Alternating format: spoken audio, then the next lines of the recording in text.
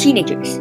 They are rebellious, impulsive, young, awkward, sarcastic, and sometimes lazy and rude. That's why many adults keep certain rights like drinking, driving, working, and voting to themselves. But many teenagers disagree. They want to have more control over their own life. So, in this documentary, we are going to be talking about to what extent should teenagers have the same rights as adults. Teens all around the world are arguing for their rights. They believe that teens are mature and responsible enough to handle these rights and make their own decisions. There's a conflict because the rights that adults have are different to the rights that teenagers have, and many teenagers don't have the right to make decisions for themselves. Instead, their caregivers make decisions for them. In this documentary, we will be going through some of the arguments on both sides, and we will try and find a balance between the rights that teenagers need and the right that teenagers do not or cannot have. What rights do teenagers have currently? Family, social, health, legal, and educational rights are some of the most basic rights that teenagers have. Many of a teenager's rights stem from having the ability to make a decision without parental consent. A family and social rights. A teen has a right to be treated as a human, have the right to respect from others, and also the right to a sustainable lifestyle. Shelter, food, and clothing are all basic rights that teens have. Of course, this doesn't mean that a teen has a right to the newest styles at the mall. A teen's right to clothing involves only what is necessary to protect him or her from the elements. A teen also has a right to be loved. One of the final social rights that a teenager has is the right to be safe from harm. This includes all types of harm from physical, emotional, or any other type. Health rights. Teens have many health rights in which their parents do not need to know about or consent to. A teenager can be tested or treated for a sexually transmitted disease. They can receive a pregnancy test at any age. They can seek drug counseling. They can have up to 6 mental health care appointments under certain circumstances. And in many states, a teen at the age of 16 or 17 can abort a pregnancy. Legal rights. In most states, a teen has a right to begin work at the age of 16. Unfortunately, teens don't have the formal right to property until they are 18. The reason for this is that if something were to happen to a teen's property, the parents would be responsible for taking recourse, not the teen. Educational rights. All teens have the right to an education. While not all states agree on curriculum, they all agree that a teen has the fundamental right to be taught and learn. This includes having the proper resources, environment, and facilities to learn the basic levels of education provided to a teenager.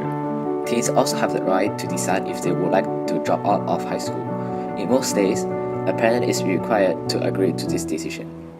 What rights do you think teenagers should not have, and what will happen if they do?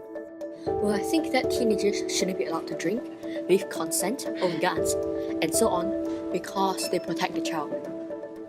There's no reason for them to do these things, and adults have better judgment and are less impulsive. Rights like being able to vote, working full-time, and so on are rights that should be given only to people with fully mature brain. When you are a teenager, your decisions might be impulsive, and the teenager might not think of the consequences of their actions. Laws are usually made when they realize that their previous age failed to abide the law. If teenagers have these rights, they will probably abuse it. What rights do you think should teenagers have, and what will happen if they don't have? I think it is not a matter of age. Some adults are not responsible either. Past puberty, a teenager will think like an adult, but most people will still treat them like children. This leads to them feeling oppressed, angry, and even depressed. Teenagers are usually isolated from adults and attempt to learn from their peers instead of adults. Teens should be learning from adults. It's common sense. If you want to be a plumber, you apprentice with a plumber. You don't just hang out with people who might want to become plumbers one day. Teenagers are not impulsive. They actually take longer to think about it. They weigh out the pros and cons very carefully and overall decide the risk is worth it. In teens, the frontal lobe, where our decision-making happens, is not as connected to the rest of the brain as it is later in life. And that is why they take more risks, because they decide that it will please the reward center of the brain and it will be worth it. Why do you think teenagers shouldn't have the same right as adults? Children are easily influenced by the decisions of others and may not be mature enough to deal with the consequences of their decisions. If a child had the same rights as adults, it would take away the joy of childhood and force them to behave like adults at a much younger age. Because the laws for adults are different from the laws of young people and teens, their rights should be different as well. Why do you think teenagers should have rights? Well, there are many policies that have direct effect on young people, yet adults are the only ones able to vote for and against them. Teenagers should have the right to make their own decisions for themselves instead of their caregivers making their decisions for them. If this happens, it gives children insufficient control over their own lives and causes them to be vulnerable. They are going to have to be independent one day or another. Let them have rights and educate them instead of hindering them and protecting them, which may very likely lead to rebellion. The Universal Declaration of Human Rights, 1948, also states that children's rights are adult rights. It applies to all human beings, whether they are adult or child. Teens should have the same rights as adults because in the Universal Declaration of Human Rights, 1948, it states that human rights includes children and teens. So it applies to all human beings, whether they are adults or teenagers. However, the CRC does not think a child should be in control of their own rights, but instead states that parents, government, and organizations should say what is best for a child. By not allowing young people to have the same rights as adults, parents usually decide for them. However, it cannot be always assumed that parents know what is best for a child.